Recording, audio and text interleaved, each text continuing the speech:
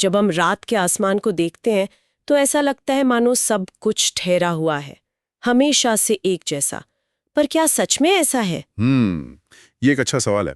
ज्यादातर तो स्थिर ही लगता है। हाँ, लेकिन अगर हम कहें कि कुछ तारे सिर्फ टिमटिमाते नहीं बल्कि सच में, मतलब वाकई में अपनी चमक बदलते हैं। बिल्कुल। और वही है वेरिएबल स्टार्स, यानी परिवर्ती तारे। परिवर्ती तारे। और ये कोई नई खोज नहीं है ना? मैंने सुना है कि हजारों साल पहले भी, जैसे प्राचीन भारत में, लोगों ने इन पर ध्यान दिया था। हाँ बिल्कुल। नक्षत्रों से जुड़ी कहानियों में, पुराने खगोल ग्रंथों में, सिद्धांत ग्रंथों में इनके इशारे मिलते हैं। मतलब ऑब्जर्वेशन तो बहुत पुरानी है। तो आज हम इन्हीं दिलचस्प वेरिएबल स्टार्स की दुनिया को जरा गहराई से समझने की कोशिश करेंगे। हाँ, ये इरादा है। हमारे पास कुछ अच्छे स्रोत भी हैं इसके लिए, जैसे AAVSO का गाइड है जो शौकिया खगोलविदों के लिए है। अच्छा। और कुछ जाने माने तारों जैसे अल्गोल और बीटलगेज, उन पर रिपोर्ट्स हैं। ठीक है, तो हमारा मकसद क्या है आज? मतलब इन स्रोतों से हम क्या जानने की कोशिश करेंगे? कोशिश रहेगी कि वेरिएबल स्टार्स की जो बातें हैं उन्हें आसान भाषा में समझें। ये तारे हैं क्या, क्यों बदलते हैं, इन्हें जानना क्यों जरूरी है। और उन्हें देखा या मापा कैसे जाता है, वो फोटोमेट्री वाली बात। हाँ, खासकर फोटोमेट्री तकनीक। तो वेरिएबल स्टार्स को समझना और उनकी पहचान और अवलोकन के तरीकों को जानना, यही हमारा लक्ष्य है। बहुत बढ़िया। तो ठीक है, शुरू करते हैं।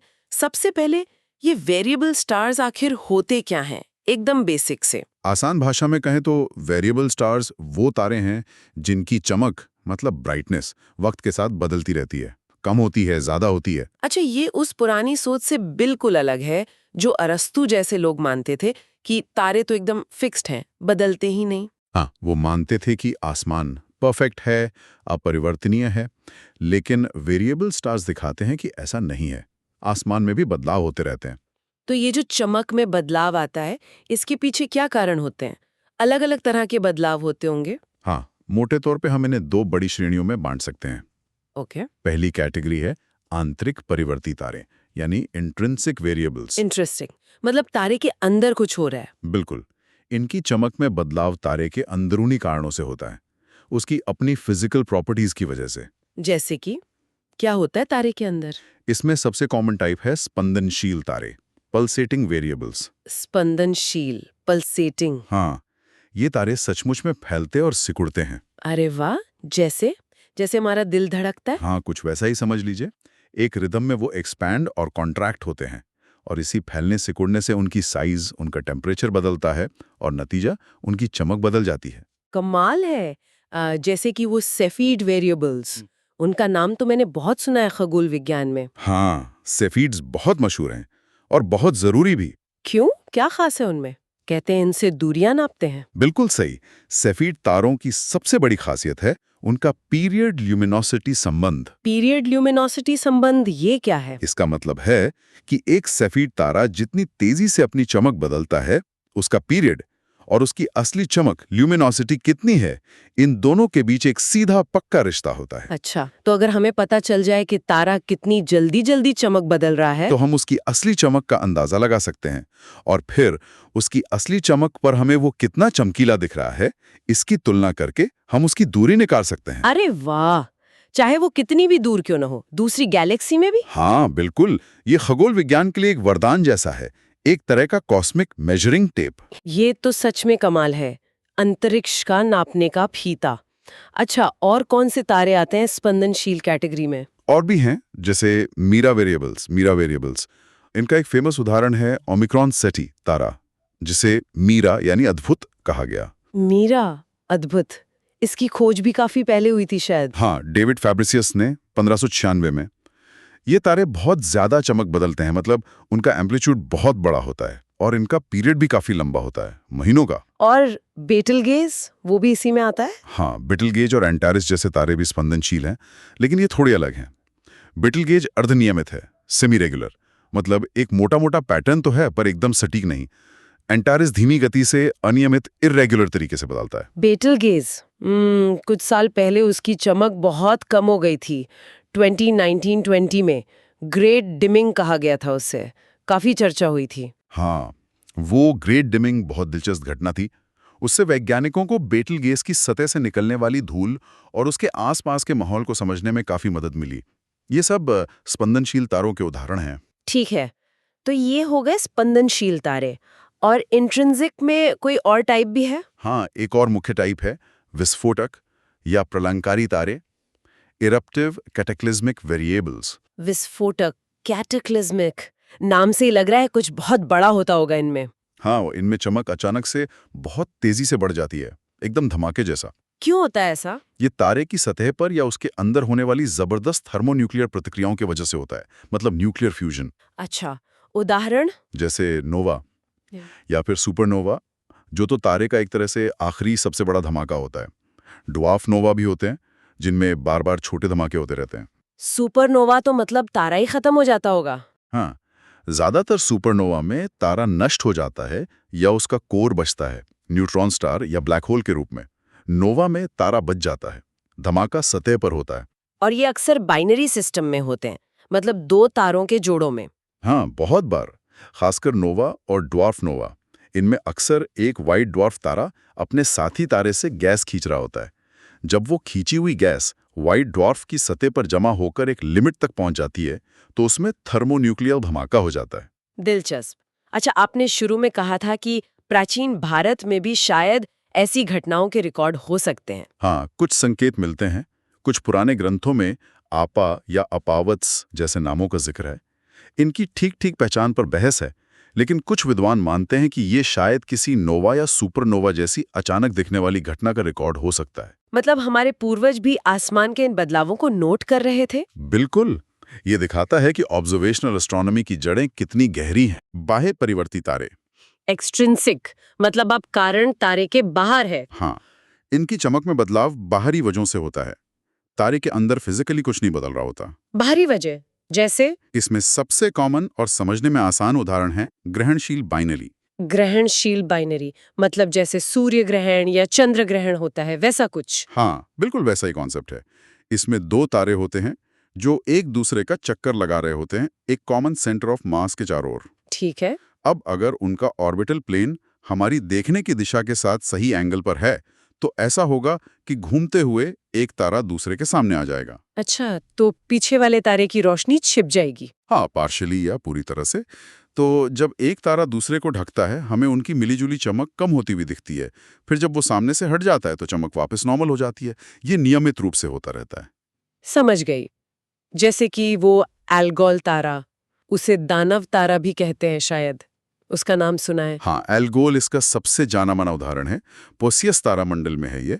उसकी चमक हर करीब 2.25 दिन में कुछ घंटों के लिए कम हो जाती है। और ये बात भी काफी पहले पता चल गई थी। हाँ, इटली के जेमिनियानो मॉन्टेनारी ने 1667 में नोटिस किया था कि इसकी चमक बदलती है। लेकिन ये समझाया किसने कि ये ग्रहण की वजह से होता है? वो थे इंग्लैंड के जॉन गुडरिक 1784 में। वो तब बहुत यंग थे। कमाल है। अच्छा, एल्गोल के साथ कोई पहेली भी जुड़ी है? ALGOL paradox? हाँ, एल्गोल पैराडॉक्स एक क्लासिक पहेली है। क्या पहेली है? देखिए, तारों के विकास का नियम कहता है कि जो तारा ज्यादा भारी होता है वो अपनी जिंदगी जल्दी जीता है और पहले विकसित होता है, मतलब बड़ा और ठंडा होकर रेड जायंट बनता है। ठीक है। लेकिन एल्गोल सिस्टम में जो तारा कम भारी है वो ज्यादा विकसित सब जायंट स्टेज में है, और जो ज्यादा भारी तारा है वो अभी मेन सीक्वेंस पर ही है, मतलब कम विकसित है। ये तो उल्टा हो गया। हाँ, ये तो गड़बड़ है। तो इसका जवाब क्या है? इसका जवाब है द्रव्यमान स्थानांतरण, मास ट्रांसफर। ऐसा माना जाता है कि शुरू में जो तारा अब कम भारी है वो ज्यादा भारी था। वो पहले विकसित हुआ, फैला। जब वो फैला तो उसकी बाहरी परतें उसके साथी तारे के गुरुत्वाकर्षण के दायरे में आ गईं और उस साथी तारे ने इसका बहुत सारा पदार्थ खींच लिया। अच्छा, तो उसने अपने साथी को खिला दिया एक तरह से और खुद हल्का रह गया। हाँ, बिल्कुल। तो अब जो हल्का दिख रहा है वो असल में पहले भारी था और जल्दी बूढ़ा हो गया, और जिसने पदार्थ खींचा वो भारी हो गया लेकिन अभी जवान है। इसी ने पहेली सुलझाई। वाह। तो ये वेरिएबल स्टार्स सिर्फ चमक बदलने वाले तारे नहीं है, ये तो हमें तारों की जिंदगी, उनके बनने बिगड़ने, उनके आपसी रिश्तों और यहाँ तक कि ब्रह्मांड की विशालता के बारे में भी कितना कुछ सिखाते हैं। बिल्कुल, इसीलिए इनका अध्ययन इतना महत्वपूर्ण है। हाँ, तो चलिए इसी पर आते हैं। इनका अध्ययन इतना जरूरी क्यों है, थोड़ा और विस्तार से समझते हैं। इसके कई अहम कारण हैं। पहला, जैसा हमने अभी अल्गोल और बेटलगेज के उदाहरणों से देखा, ये हमें तारकीय विकास, स्टेलर एवोल्यूशन को समझने में जबरदस्त मदद करते हैं। कैसे तारे बदलते हैं समय के साथ? हाँ, तारे कैसे बनते हैं, कैसे जीते हैं, कैसे बूढ़े होते हैं और कैसे मरते हैं, ये सब समझने के लिए वेरिएबल स्टार्स बेहतरीन लैब्स हैं। बेटलगेज की ग्रेट डिमिंग ने हमें बताया कि बूढ़े तारे अपनी सतह से कैसे पदार्थ फेंकते हैं, धूल बनाते हैं। अलगोल पैराडॉक्स ने दिखाया कि बाइनरी सिस्टम में तारे कैसे एक दूसरे से इंटरैक्ट करते हैं, पदार्थ का लेन देन करते हैं। ये तो हुआ तारकीय विकास। और दूसरा? वो दूरियों वाली बात। हाँ, दूसरा बड़ा फायदा है ब्रह्मांडीय दूरियां मापना, मेजरिंग कॉस्मिक डिस्टेंसेस। इसमें सेफीड वेरिएबल्स हीरो हैं। उनका वो पीरियड ल्यूमिनोसिटी वाला रिश्ता। बिल्कुल। उसी रिश्ते का इस्तेमाल करके एडविन हबल ने 1920s में एंड्रोमेडा गैलेक्सी में V1 नाम का सेफीड तारा खोजा और उसकी दूरी नापी। और उसी से साबित हुआ कि एंड्रोमेडा हमारी मिल्की वे का हिस्सा नहीं बल्कि एक अलग गैलेक्सी है। हाँ। उसी खोज ने हमारे ब्रह्मांड की समझ को हमेशा के लिए बदल दिया। हाँ। पता चला कि ब्रह्मांड कितना विशाल है। हाँ। अरबों गैलेक्सीज से भरा हुआ। हाँ। तो सेफीड तारे इस कॉस्मिक डिस्टेंस लैडर यानी ब्रह्मांडीय दूरी नापने की सीढ़ी के बहुत महत्वपूर्ण पायदान हैं। कमाल है। तो 2 कारण हो गए, तारकीय विकास समझना और दूरियां नापना। और तीसरा ये हमें तारकीय भौतिकी, स्टेलर फिजिक्स की गहराई में जाने का मौका देते हैं। मतलब तारों के अंदर क्या चल रहा है ये समझने में। जैसे तारे क्यों और कैसे धड़कते हैं, उनके अंदरूनी स्ट्रक्चर का इस धड़कन से क्या लेना देना है, बाइनरी सिस्टम में गुरुत्वाकर्षण और पदार्थ का लेन देन कैसे काम करता है, नोवा और सुपरनोवा जैसे विस्फोटक घटनाएं क्यों और कैसे होती हैं, उनके पीछे की फिजिक्स क्या है। इन सब सवालों के जवाब वेरिएबल स्टार्स के अध्ययन से मिलते हैं। और चौथा कारण, वो पुराने रिकॉर्ड्स वाला। हाँ, चौथा महत्वपूर्ण पहलू है ऐतिहासिक रिकॉर्ड्स का इस्तेमाल। प्राचीन सभ्यताओं जैसे भारतीय, चीनी, बेबीलोनियन, अरब के खगोलविदों ने जो कुछ देखा और दर्ज किया वो आज भी काम का है। कैसे? ये रिकॉर्ड्स हमें बहुत लंबे समय का डेटा देते हैं, कई सदियों या हजारों साल का। जैसे अलगोल के ग्रहण के टाइमिंग में सदियों के दौरान बहुत छोटे छोटे बदलाव हुए हैं। इन बदलावों का पता लगाने के लिए हमें पुराने रिकॉर्ड्स की जरूरत पड़ती है। ये लंबे समय के बदलाव हमें तारों या उनके सिस्टम में होने वाले धीमी प्रक्रियाओं के बारे में बताते हैं, जो हम सिर्फ कुछ सालों के ऑब्जर्वेशन से नहीं जान सकते। वाह, मतलब इतिहास और खगोल विज्ञान का संगम। बिल्कुल, ये एक बहुत रोमांचक फील्ड है। तो ये तो वाकई बहुत अहमियत रखते हैं बदलते तारे। ठीक है, तो हमने समझ लिया कि वेरिएबल स्टार्स क्या हैं और उन्हें जानना क्यों जरूरी है। अब आते हैं प्रैक्टिकल सवाल पर, हम इनकी बदलती चमक को मापते कैसे हैं। यहीं पर वो शब्द आता है फोटोमेट्री। हाँ बिल्कुल, फोटोमेट्री। ये मूल रूप से तारों से आने वाले प्रकाश की मात्रा यानी उनकी चमक या तीव्रता, इंटेंसिटी को मापने की तकनीक है। चमक को खगोल विज्ञान में मैग्नीट्यूड कहते हैं ना? हाँ, मैग्नीट्यूड। और फोटोमेट्री का लक्ष्य सिर्फ ये नंबर निकालना नहीं है कि तारा कितना चमकीला है, जैसा AAVSO गाइड में भी कहा गया है। असली मकसद है इन नंबरों से वैज्ञानिक जानकारी निकालना, तारों के बारे में कुछ नया सीखना। तो ये फोटोमेट्री करते कैसे हैं, खासकर आजकल डिजिटल कैमरों के जमाने में? इसका बेसिक आइडिया क्या है? सबसे ज्यादा इस्तेमाल होने वाली और बहुत कारगर तकनीक है डिफरेंशियल फोटोमेट्री। Differential photometry. हाँ, इसका आइडिया काफी सरल और स्मार्ट है। हम क्या करते हैं कि अपनी तस्वीर में जो वेरिएबल तारा है, जिसकी चमक बदल रही है, हाँ, उसकी चमक की तुलना उसी तस्वीर में मौजूद आसपास के ऐसे तारों से करते हैं जिनकी चमक हमें पता है कि स्थिर रहती है, बदलती नहीं। अच्छा, पड़ोसियों से तुलना करना। इन स्थिर तारों को क्या कहते हैं? इन्हें कहते हैं कंपैरिजन स्टार्स या रेफरेंस स्टार्स, संदर्भ तारे। तो वेरिएबल तारे को कंपैरिजन तारों से कंपेयर करते हैं।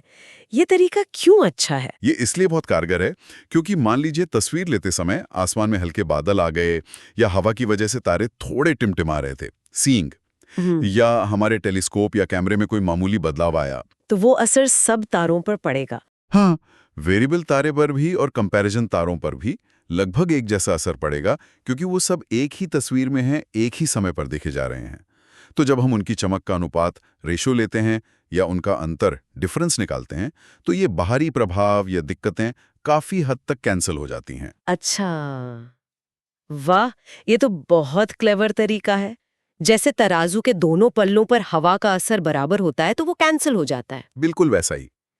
इससे हमें वेरिएबल तारे की चमक में हो रहे असली बदलाव का ज्यादा सटीक माप मिलता है। और शायद इसीलिए कुछ और स्थिर तारे भी यूज करते हैं जिन्हें चेक स्टार्स कहते हैं, क्वालिटी कंट्रोल के लिए। हाँ बिल्कुल, चेक स्टार्स भी ऐसे स्थिर तारे होते हैं जिन्हें हम कंपैरिजन स्टार नहीं बनाते, लेकिन उनकी चमक भी वैसे ही मापते हैं जैसे वेरिएबल की मापते हैं। क्यों?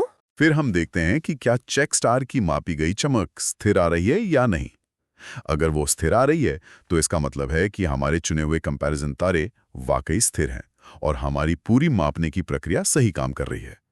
अगर चेक स्टार की चमक भी बदलती हुई दिख रही है तो मतलब कुछ गड़बड़ है, शायद कंपैरिजन स्टार ही वेरिएबल निकल गया। अच्छा, तो ये एक तरह का सेफ्टी चेक है, बहुत जरूरी लगता है ये। हाँ, ये गुड प्रैक्टिस है। ठीक है, अब इस काम के लिए उपकरण क्या चाहिए? एक ठीक-ठाक दूरबीन और उसे संभालने वाला माउंट तो चाहिए ही होगा। कैमरे के बारे में क्या? कौन से कैमरे यूज होते हैं? आजकल डिजिटल कैमरों का ही जमाना है।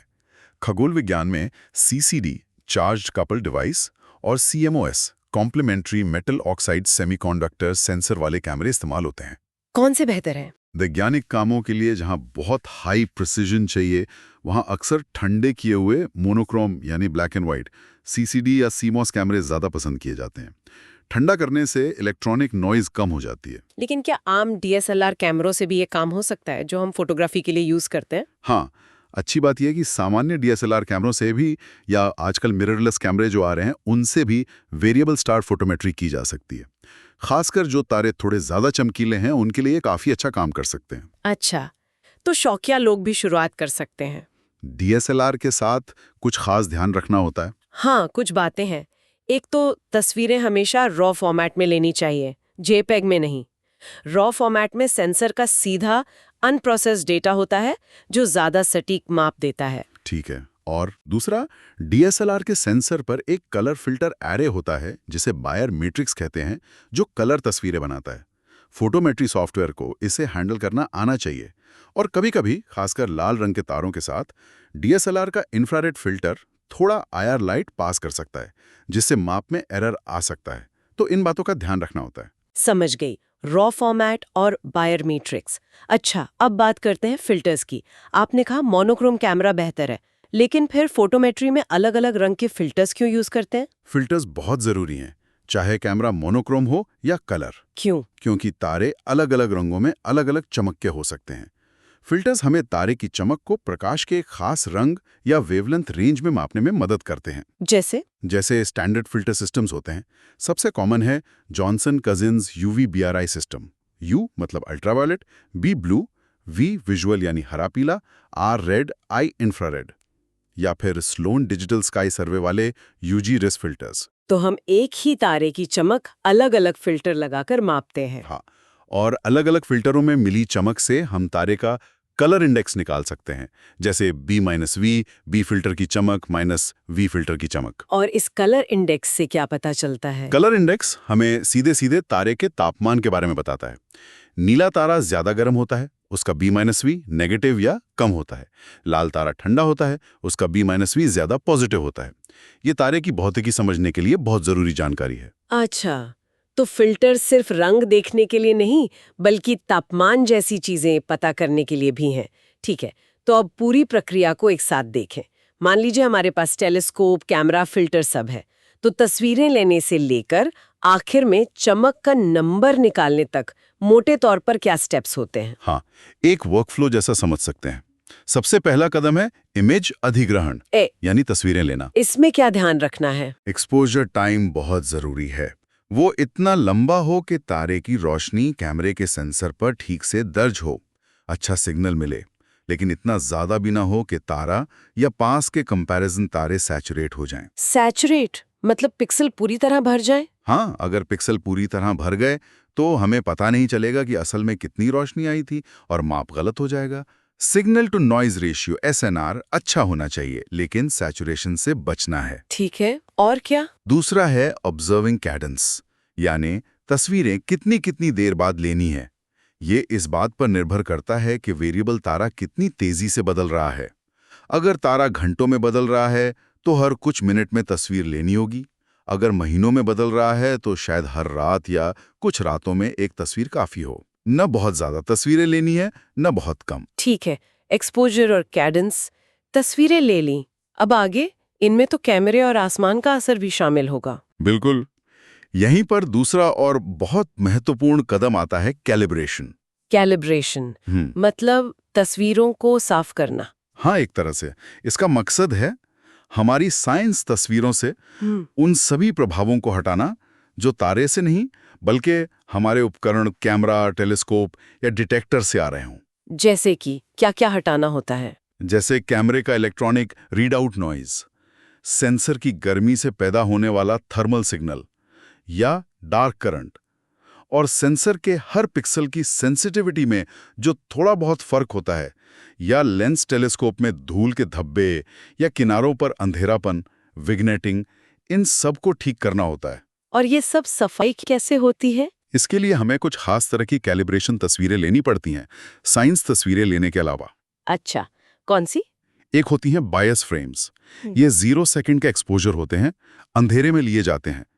इनसे रीडआउट नॉइज का पैटर्न पता चलता है। ठीक है। फिर होती हैं डार्क फ्रेम्स। Dark frames. ये उतनी ही एक्सपोजर टाइम और उतने ही तापमान पर ली जाती हैं जितनी हमारी साइंस इमेज, लेकिन लेंस पूरी तरह ढका होता है। इनसे थर्मल सिग्नल का पता चलता है। ओके, बायस, डार्क और तीसरी बहुत जरूरी है फ्लैट फ्रेम्स। Flat frames. ये किसी एक समान रोशनी वाले सोर्स, जैसे सुबह का आसमान या एक स्पेशल लाइट बॉक्स की तस्वीरें होती हैं। इनसे pixel to pixel sensitivity variation, धूल के धब्बे और विग्नेटिंग का पता चलता है। और फिर इन बायस, डार्क, फ्लैट फ्रेम्स का क्या करते हैं? हम कई सारी, कम से कम 16 या उससे ज्यादा की सलाह दी जाती है, बायस, डार्क और फ्लैट फ्रेम्स लेते हैं और फिर उनका औसत निकालकर मास्टर बायस, मास्टर डार्क और मास्टर फ्लैट फ्रेम बनाते हैं। मास्टर फ्रेम बनाने से रैंडम नॉइज कम हो जाती है। ठीक है, मास्टर फ्रेम्स बन गए। अब इन मास्टर फ्रेम्स को एक खास गणितीय तरीके से हमारी साइंस इमेज पर अप्लाई किया जाता है। पहले बायस घटाते हैं, फिर डार्क घटाते हैं, फिर फ्लैट से डिवाइड करते हैं। इस पूरी प्रक्रिया के बाद हमें एक कैलिब्रेटेड साइंस इमेज मिलती है जो उपकरण के प्रभावों से काफी हद तक मुक्त होती है। बाप रे, मतलब असली माप लेने से पहले इतनी सारी तैयारी करनी पड़ती है। हाँ, अच्छी फोटोमेट्री के लिए कैलिब्रेशन बहुत जरूरी है। इसके बिना सटीक नतीजे मिलना मुश्किल है। ठीक है, मान लिया कैलिब्रेशन हो गया, अब तस्वीर साफ है। अब क्या? अब चमक कैसे मापते हैं? अब आता है तीसरा स्टेप, इमेज मापन या विश्लेषण। इसके लिए अब हमें खास एस्ट्रोनॉमी सॉफ्टवेयर की जरूरत पड़ती है। कौन से सॉफ्टवेयर? कई सारे हैं, कुछ कमर्शियल हैं, कुछ फ्री, जैसे वी फोटो जो AAVSO के साथ काम करता है, मुनीविन, एस्ट्रो इमेज, ये जावा बेस्ड और फ्री है। ये सॉफ्टवेयर कैलिब्रेटेड इमेज को खोलते हैं और फिर सॉफ्टवेयर की मदद से हम तस्वीर में अपने टारगेट यानी वेरिएबल तारा और अपने चुने हुए कंपैरिजन और चेक तारों को पहचानते हैं। इसके लिए हमें स्टार चार्ट्स की जरूरत पड़ती है, जैसे AVSO का VSP variable star plotter online tool है जो किसी भी वेरिएबल स्टार के आसपास के कंपैरिजन तारों के चार्ट और उनकी प्रमाणित चमक मैग्नीट्यूड बता देता है। अच्छा, तारों की पहचान हो गई, फिर सॉफ्टवेयर चमक कैसे मापता है? सॉफ्टवेयर आमतौर पर एपर्चर फोटोमेट्री तकनीक इस्तेमाल करता है। वो क्या करता है कि हर तारे, वेरिएबल, कंपैरिजन, चेक के चारों ओर एक गोल घेरा बनाता है। एक सर्कल? हाँ, एक सॉफ्टवेयर सर्कल। फिर वो सर्कल के अंदर जितने भी पिक्सल्स हैं उन सब की वैल्यू, ब्राइटनेस को जोड़ देता है। ये हुआ तारे का कुल सिग्नल। लेकिन उसमें तो पीछे आसमान की रोशनी भी मिली होगी। हाँ, इसीलिए सॉफ्टवेयर तारे वाले सर्कल के बाहर थोड़े गैप के बाद एक और बड़ा रिंग जैसा घेरा बनाता है। स्काई एन्युलस बोलते हैं उसे। इस रिंग में सिर्फ आसमान का बैकग्राउंड होता है।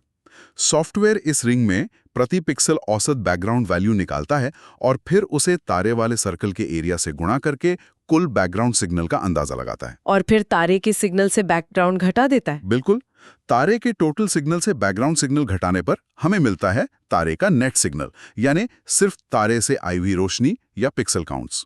ये अपर्चर का साइज कितना बड़ा रखना है ये भी जरूरी होता होगा। हाँ, ये जरूरी है। एपर्चर इतना बड़ा होना चाहिए कि तारे की ज्यादातर रोशनी उसके अंदर आ जाए, लेकिन इतना बड़ा भी नहीं कि पास के दूसरे तारे उसमें घुस जाएं या बैकग्राउंड नॉइज ज्यादा आ जाए। आमतौर पर इसे तारे की इमेज के फैलाव, जिसे FWHM full width at half maximum कहते हैं, जो सीइंग पर निर्भर करता है, के हिसाब से सेट करते हैं। सॉफ्टवेयर अक्सर इसे ऑप्टिमाइज करने में मदद करता है ताकि signal to noise ratio SNR सबसे ज्यादा मिले। ठीक है, तो सॉफ्टवेयर ने वेरिएबल और कंपैरिजन तारों के नेट काउंट्स निकाल लिए। अब मैग्नीट्यूड कैसे निकलता है? अब डिफरेंशियल फोटोमेट्री का काम आता है। सॉफ्टवेयर वेरिएबल तारे के काउंट्स की तुलना एक या ज्यादा कंपैरिजन तारों के काउंट से करता है। हमें कंपैरिजन तारों का स्टैंडर्ड मैग्नीट्यूड पहले से पता होता है, जैसे वीएसपी चार्ट से। इस तुलना के आधार पर सॉफ्टवेयर वेरिएबल तारे का इंस्ट्रूमेंटल मैग्नीट्यूड निकालता है और फिर कंपैरिजन तारों के स्टैंडर्ड मैग्नीट्यूड का इस्तेमाल करके उसे स्टैंडर्ड मैग्नीट्यूड में बदल देता है। और यही स्टैंडर्ड मैग्नीट्यूड हम रिकॉर्ड करते हैं। हाँ, यही स्टैंडर्ड मैग्नीट्यूड जैसे वी बैंड में या बी बैंड में, और माप का समय आमतौर पर जूलियन डेट में हम रिकॉर्ड करते हैं और डेटाबेस में जमा करते हैं। और हमें ये भी पता करना होता है कि हमारा माप कितना सटीक है, एरर कितना है। हाँ, सॉफ्टवेयर आमतौर पर हर माप के साथ उसकी अनिश्चितता या एरर बार भी कैलकुलेट करता है। ये एसएनआर पर निर्भर करता है। ज्यादा एसएनआर मतलब कम एरर। हम चेकस्टार की स्थिरता देखकर भी अपने एरर का अंदाजा लगा सकते हैं। अच्छा एसएनआर जैसे 100 से ज्यादा बहुत जरूरी है भरोसेमंद नतीजों के लिए। 10 से कम एसएनआर वाले माप आमतौर पर बहुत भरोसेमंद नहीं माने जाते। समझ गई। तो ये पूरी प्रक्रिया है। सुनने में काफी तकनीकी है, लेकिन लॉजिक सीधा है। साफ करो, मापो, तुलना करो। हाँ, मूल आइडिया यही है। क्या इस पूरी प्रक्रिया में कुछ आम दिक्कतें या चुनौतियां भी आती हैं जिनका ध्यान रखना पड़ता है? हाँ, कई सारी हैं। कुछ तो वायुमंडल से जुड़ी हैं। जैसे सीइंग, हवा कितनी शांत है। अगर सीइंग खराब है तो तारे ज्यादा फैल जाते हैं, एफएचएम बड़ा हो जाता है, जिसे मापना मुश्किल होता है और एसएनआर कम हो सकता है। और बादल? हाँ, ट्रांसपेरेंसी, आसमान कितना साफ है। हल्के बादल या धुंध भी चमक को कम कर सकते हैं।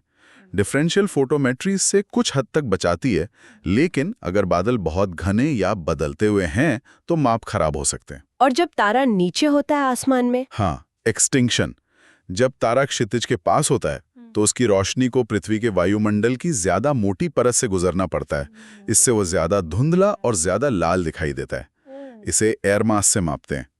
कोशिश करनी चाहिए कि तारा आसमान में जितना ऊंचा हो, यानी कम एयर मास पर हो, तब माप लें। ये तो हुई वायुमंडल की बात है। उपकरण से जुड़ी दिक्कतें भी होती होंगी। हाँ बिल्कुल, जैसे हमने बात की थी सैचुरेशन। कैमरे का सैचुरेट हो जाना सबसे आम दिक्कतों में से एक है, खासकर चमकीले तारों के साथ। और फिल्टर में कोई दिक्कत हो सकती है, वो ठीक से काम ना कर रहा हो। टेलीस्कोप या कैमरे के अंदर से कहीं से फालतू की बिखरी हुई रोशनी, स्कैटर्ड लाइट आ सकती है।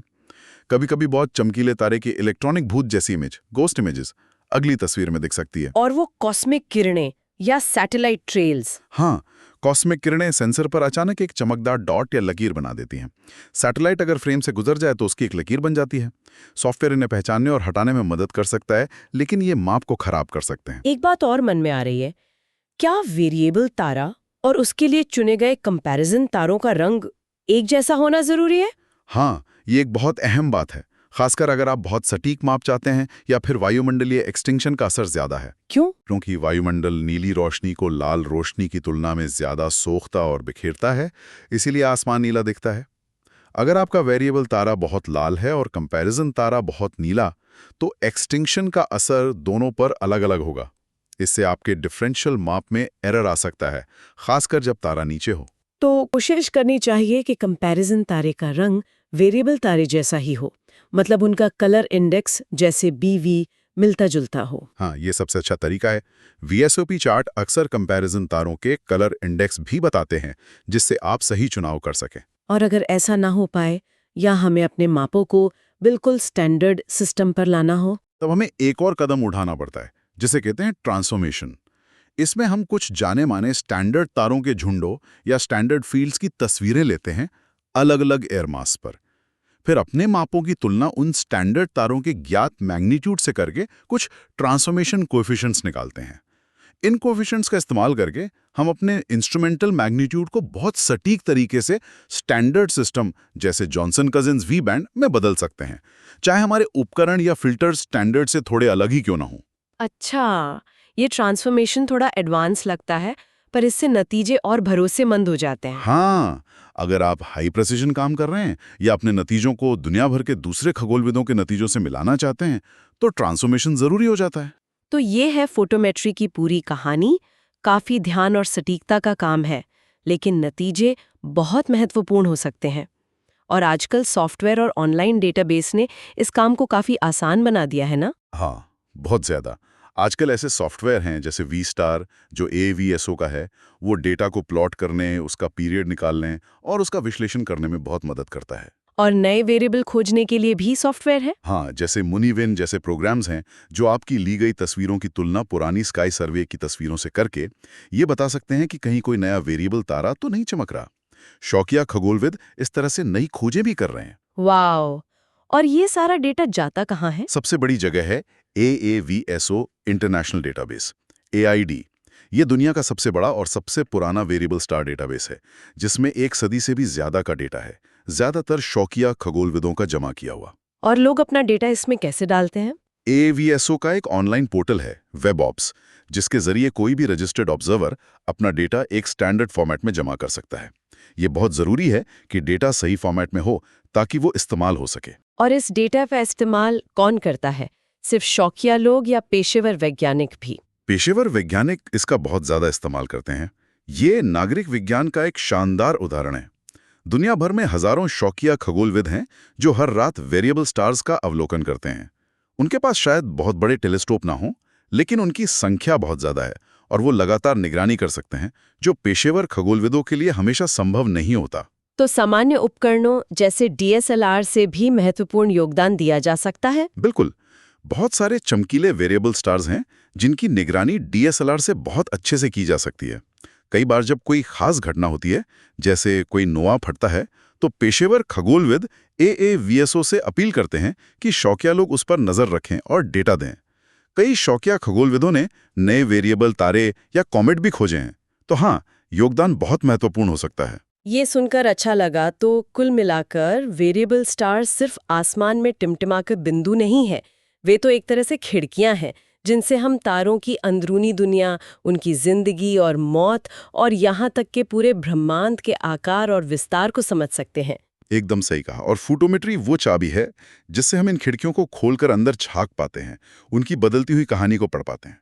प्राचीन काल से इंसान इन बदलावों को देख रहा है और आज की तकनीक हमें उन्हें इतनी बारीकी से मापने और समझने का मौका दे रही है। हाँ, चाहे वो तारे का अपना अंदरूनी स्पंदन हो या किसी साथी तारे का उसके सामने आ जाना या फिर कोई जबरदस्त विस्फोटक घटना, हर चमक के उतार चढ़ाव के पीछे भौतिकी के नियम काम कर रहे हैं और उन्हें समझना ही खगोल विज्ञान का लक्ष्य है। और बहुत धुंधले और तेजी से बदलने वाले तारे भी खोज रहे हैं। ये सर्विस बहुत शक्तिशाली है। तो इसे सोचते हुए क्या ऐसा हो सकता है कि तारकीय परिवर्तनशीलता के और भी ऐसे प्रकार हों जिनके बारे में हम अभी जानते ही नहीं? कुछ बिल्कुल अनूठे तरीके जिनसे तारे बदल सकते हों। ये एक बहुत ही रोमांचक संभावना है। बिल्कुल हो सकता है। हम जितना ज्यादा और जितनी गहराई से देखते हैं, उतनी ही नई और अनोखी चीजें मिलने की उम्मीद बढ़ती है। क्या उनके संकेत उन पुराने ऐतिहासिक रिकॉर्ड्स में छिपे हो सकते हैं जिन्हें हम अभी पूरी तरह समझ नहीं पाए हैं, जैसे वो आपा और आपावत्स वाली बात? ये भी संभव है। शायद उन पुराने रिकॉर्ड्स में किसी ऐसी घटना का वर्णन हो जिसे हम आज की किसी ज्ञात कैटेगरी में फिट नहीं कर पा रहे हैं। उन्हें दोबारा नई नजर से देखने की जरूरत हो सकती है। या फिर क्या उन्हें खोजने के लिए हमें बिल्कुल नई तरह की अवलोकन रणनीतियों, नए उपकरणों या डेटा विश्लेषण के नए तरीकों की जरूरत होगी? हाँ, ये भी बहुत मुमकिन है। शायद हमें और तेजी से तस्वीरें लेनी होंगी, या प्रकाश के अलग अलग पोलराइजेशन को मापना होगा, या मल्टी वेवलेंथ ऑब्जर्वेशंस को एक साथ लाना होगा। कौन जाने भविष्य की तकनीकें क्या मुमकिन कर दें। तो ये सवाल हमें याद दिलाता है कि ब्रह्मांड कितना रहस्यमय है और हमारी खोज कभी खत्म नहीं होती। बिल्कुल, आसमान हमेशा हमें चौंकाने के लिए तैयार रहता है।